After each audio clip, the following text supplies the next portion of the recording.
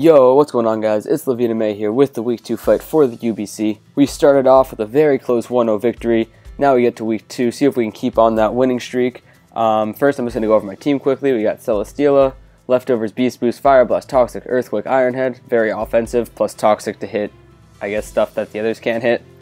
Dugtrio, Focus Sash, Earthquake, Memento, Sucker Punch, and Stone Edge. Emboar, Choice Band, Reckless, Flare Blitz, Head Smash, Sucker Punch, Super. The Flare Blitz really just pops stuff because it's so strong. Scolipede, Rock UMZ, Speed Boost, Poison Jab, Swords Dance, Earthquake, Rock Slide. Weird speed EVs. I don't know why those are the EVs we're using, but they are. Togekiss, Choice Scarf, Serene Grace, Air Slash, Fire Blast, Dazzling Gleam, and Trick. And last but not least, we have Snorlax, which is a normal curse set. And I'm just going to hop right into the battle and try to get this done. Kind of not make this not too long because I don't want to make a long video. So yeah, I'm going to start it and then we will switch sides. He led with Salazzle, I led with Togekiss, so he won the lead. But we switched right into Dugtrio because we figured we could trap him. EQ, he was Flamethrower, knocks us down 91% to 9%, but we live. And of course he is the item that lets us switch out, I forget. That was smart on his part. I just mementoed this this thing, the Rotom, and went right into Snorlax. He was into Wrath. I went Body Slam. I figured he would switch, and we get the Para. Go right into Togekiss because close combat is not doing anything to us. And I think I hopefully predicted the switch here because that was, oh yeah, Trick predicted the switch. Gave that Choice Scarf to the Rotom. Went right into Snorlax because he's not touching our Snorlax. And of course he gets a Para, which isn't the end of the world because we have Rest, but not the best thing in the world. And he goes into Wayne Manor. I don't know how to pronounce that. And he has, of course, a taunt set. Surprising, right? And we just switch out into Celesteela because he's not touching our Steela. He does 3%, switches out, and goes into Salazzle. We have our Steela in, and we just switch out because there's no other beating that thing.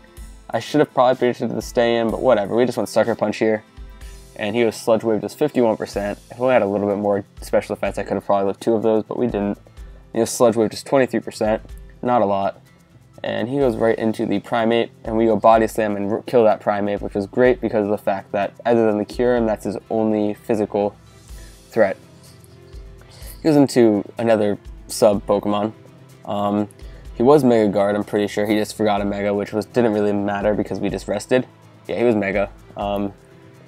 But yeah, this is a Calm Mindset, and I went into Steela because he was not really doing much. And we just go Iron Head, which luckily breaks his sub. And he was right into the Rotom. We just go Iron Head again, and he's Scarf, so he's not healing back anything.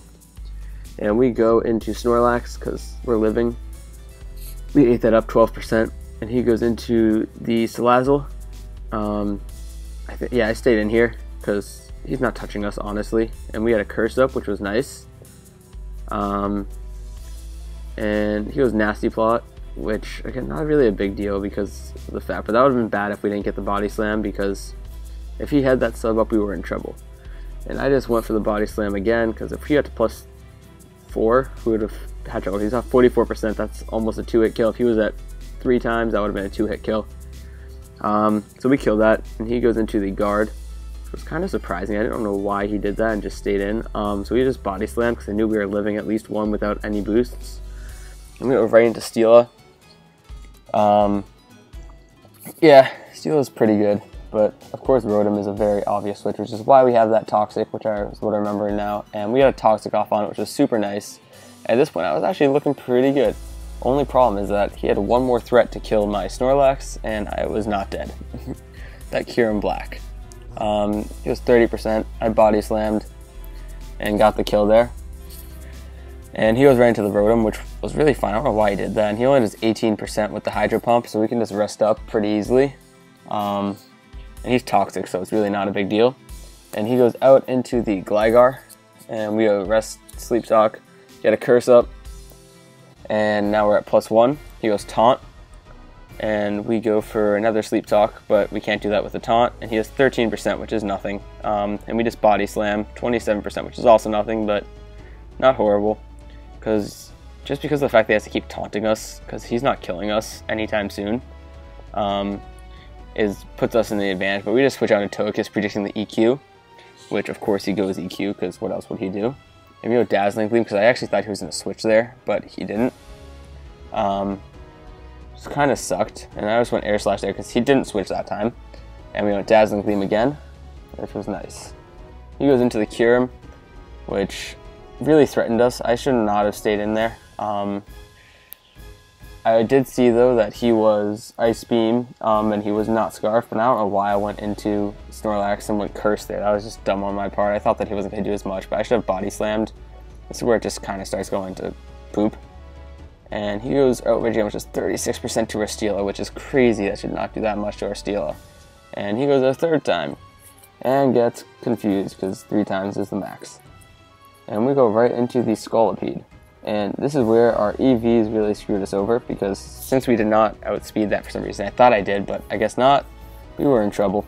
And we just went Sucker Punch, and of course if one of those confusions had hit, we would have won.